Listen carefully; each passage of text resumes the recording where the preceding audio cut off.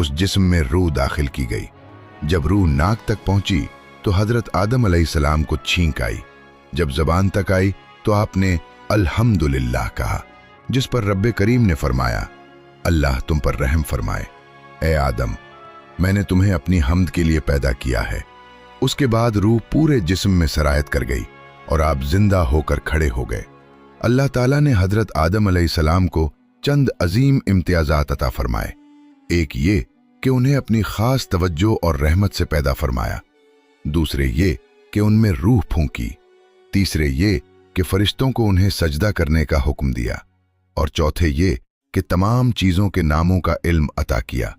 मुख्तलिफ रिवायात में बयान होता है कि इब्लीस जिन्नात में से था और अपनी तवील इबादत और रियाजत के बायस फरिश्तों के साथ रहने लगा था, यहाँ तक कि उसे उनमें नुमाया मकाम हासिल हो गया। इसकी इबादत का ये हम आलम था कि ज़मीन व आसमान का कोई हिस्सा ऐसा न था जहां उसने सजदा न किया हो। मगर जब हजरत आदम अलैहिस्सलाम को सजदा करने का हुक्म आया तो उसके दिल में गुरूर और तकब्बुर पैदा हो गया। उसने कहा कि मैं आग से बना हूं और ये मिट्टी से, मैं इसके आगे क्यों झुकूं? यूं उसने हुक्म मानने से इनकार कर दिया और इसी लम्हे नेकी और बदी के दरमियान कशमकश का आगाज हो गया। बाज़ कदीम रिवायात में जिक्र मिलता है कि शैतान ने हसद और नफरत में हजरत आदम अलैहिस्सलाम के जिस्म की तरफ थूक दिया, जो नाफ के मकाम पर लगा। फिर अल्लाह ताला के हुक्म से हजरत जिब्राइल अलैहिस्सलाम ने वो मिट्टी वहां से निकाली, जिसके बायस नाफ की शक्ल बन गई, जो आज भी इंसान के जिस्म पर मौजूद है। कहा जाता है कि इसी मिट्टी से कुत्ते को पैदा किया गया। कुत्ते की तख्लीक के बारे में मुख्तलिफ रिवायात पाई जाती हैं। बाज़ के मुताबिक जब हजरत आदम अलैहिस्सलाम और हजरत हवा अलैहिस्सलाम को जमीन पर उतारा गया तो शैतान ने जंगली जानवरों को वर्गलाया कि वो उन्हें नुकसान पहुंचाएं। इस मौके पर अल्लाह ताला ने कुत्ते को पैदा फरमाया, जो उनकी हिफाजत का जरिया बना। यूं कहा जाता है कि कुत्ते की पैदाइश इंसान के जमीन पर आने के फौरन बाद हुई। हजरत अबू मूसा अशरी रजी अल्लाह अन्हु से मनकूल है कि नबी करीम सल्लल्लाहु अलैहि वसल्लम ने फरमाया, अल्लाह ताला ने हजरत आदम अलैहिस्सलाम को ऐसी मिट्टी से पैदा किया जो पूरी जमीन से जमा की गई थी। इसी वजह से उनकी औलाद में रंग, जबान और मिजाज का तनव्वो पाया जाता है। हजरत आदम अलैहिस्सलाम की कुन्नियत अबुल बशर और अबू मोहम्मद बयान की जाती है, जबकि आपको खलीफतुल्लाह और सफ़ीउल्लाह के अलकाबात भी दिए गए। आप अल्लाह ताला के पहले नबी थे। आपने तकरीबन 960 बरस की उम्र पाई और वफात के वक्त आपकी औलाद की तादाद 1 लाख के करीब हो चुकी थी, जो दुनिया के मुख्तलिफ हिस्सों में फैलकर जमीन को आबाद कर चुकी थी।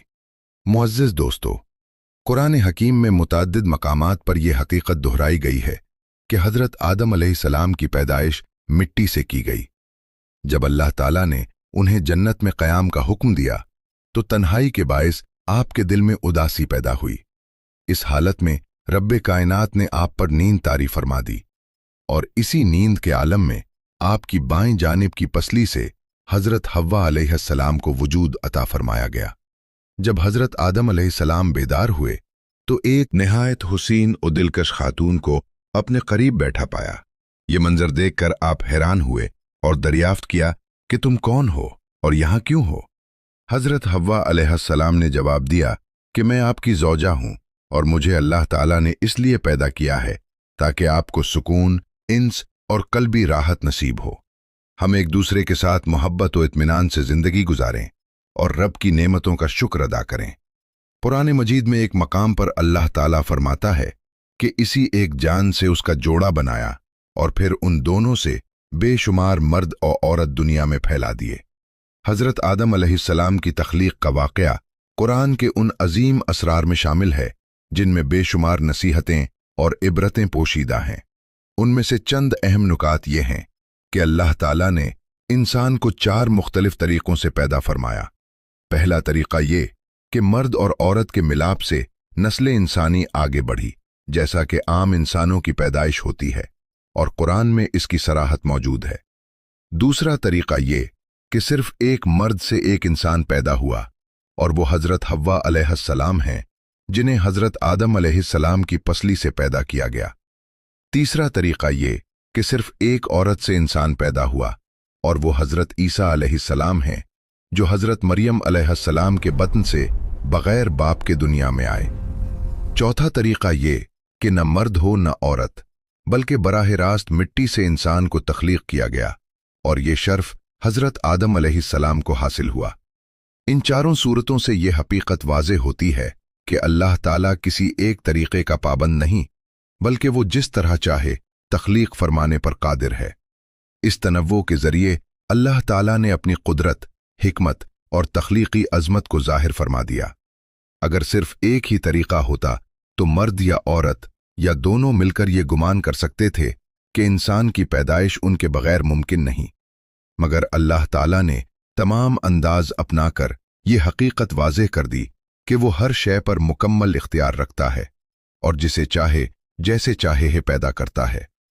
नाजरीन, अब एक और सवाल ये है कि हजरत आदम अलैहिस्सलाम को पैदा हुए कितना अरसा गुजर चुका है और मुख्तलिफ अंबिया के दरमियान ज़मानी फासले क्या थे। इस बारे में न कुरान में कतई तफसील मिलती है और न सही अहादीस में।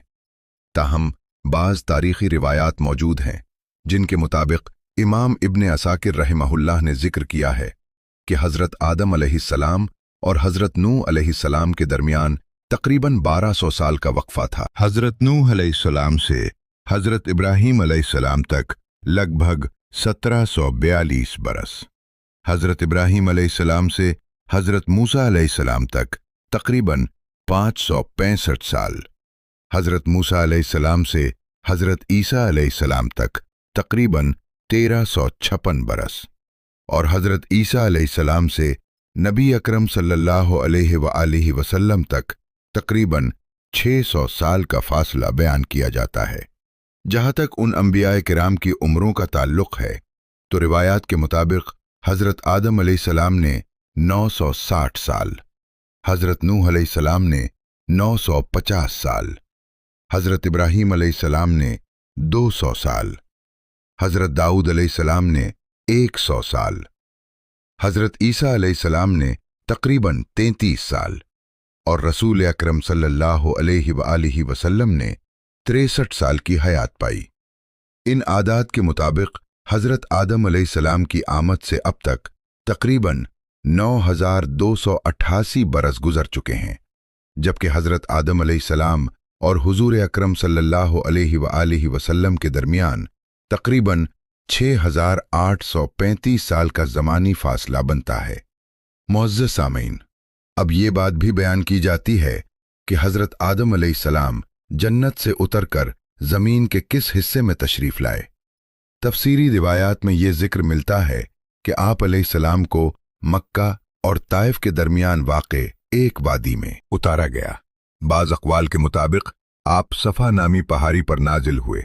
जब हुक्म इलाही के मुताबिक जन्नत से रुखसती का वक्त आया तो हज़रत आदम अलैहिस्सलाम ने हज़रत हव्वा अलैहिस्सलाम का हाथ थाम कर फरमाया कि अब जुदाई, मशक्क़त और दुनिया की ज़िंदगी का मरहला शुरू हो रहा है। इसी लम्हे हज़रत जिब्राईल अलैहिस्सलाम तशरीफ़ लाए और कहा कि तुम दोनों को जुदा होना होगा, क्योंकि रब का हुक्म यही हमें कि तुम ज़मीन पर अलग अलग मकामात पर उतारो। ये सुनते ही हज़रत आदम अलैहिस्सलाम ने हज़रत हव्वा अलैहिस्सलाम का हाथ छोड़ दिया। फिर रिवायत के मुताबिक हज़रत आदम अलैहिस्सलाम को सरंदीब के मकाम पर, जो आज के श्रीलंका में वाक़ है, उतारा गया और हज़रत हव्वा अलैहिस्सलाम को जद्दा के करीब नाजिल किया गया, जबकि शैतान को इससे पहले ईला के इलाके में डाल दिया गया था। इस दौर में जद्दा और सरंदीब के दरमियान फासला तकरीबन 200 मील के करीब बताया जाता है। कहा जाता है कि हज़रत आदम अलैहिस्सलाम की जन्नती ज़बान अरबी थी, मगर ज़मीन पर आने के बाद वो भुला दी गई और उसकी जगह आपको सिरियानी ज़बान अता की गई। तारीख़ी हवाले ये भी बताते हैं कि जज़ीरा सिलून यानी मौजूदा श्रीलंका में एक पहाड़ है जिसे आदम की चोटी या कोहे आदम कहा जाता है। इसी पहाड़ी पर एक कदम का निशान मंसूब किया जाता है, जो बाज़ रिवायात के मुताबिक हज़रत आदम अलैहिस्सलाम के पांव का नक्श है। ये पहाड़ श्रीलंका की दूसरी बुलंद तरीन चोटी शुमार होता है, जिसकी बुलंदी तकरीबन 7300 फीट बताई जाती है और ये दारुल हुकूमत कोलंबो से लगभग 220 किलोमीटर के फासले पर वाक़ है। इस चोटी तक पहुंचने के लिए अक्सर लोग रात के वक्त सफर करते हैं और ऊपर पहुंचने में तकरीबन 4 घंटे लगते हैं। यहाँ एक सियाह सख्त पत्थर में दाएं पांव जैसा एक निशान महफूज किया गया है, जिसकी लंबाई करीबन 5 फीट और चौड़ाई 2 फीट बताई जाती है। इसी बिना पर बाज लोग अंदाजा लगाते हैं कि इस नक्श से मंसूब शख्सियत का कद बहुत बुलंद होगा। इस मकाम पर मुख्तलिफ मज़ाहिब के मानने वाले अपने अपने अकीदे के मुताबिक इबादत करते हैं। मुसलमान इसे हजरत आदम अलैहिस्सलाम से मंसूब करते हैं। बुद्ध मत के पैरोकार इसे बुधा का निशान कहते हैं, जबकि हिंदू रिवायत में इसे शेव से जोड़ा जाता है। बुद्ध मत की कदीम कुतुब में भी इस कदम का जिक्र मिलता है। अप्रैल के महीने में यहाँ ज़ायरीन की तादाद बढ़ जाती है और मकामी ज़बान में इस मकाम को सिरी पाड़ा कहा जाता है। तारीखी तहरीरों में यह भी मिलता है कि सिकंदर आज़म और मशहूर सय्याह इब्न बतूता ने भी इस जगह का सफ़र किया। इब्न बतूता अपने सफ़रनामे में लिखते हैं कि उन्होंने श्रीलंका के बादशाह से कदम शरीफ की ज़ियारत की ख्वाहिश जाहिर की, तो बादशाह ने उनके लिए सवारी, खुद्दाम, रहनुमा, जोगी, बिरहमन और मुहाफिज मुकर्रर किए, जो उन्हें पहाड़ तक ले गए।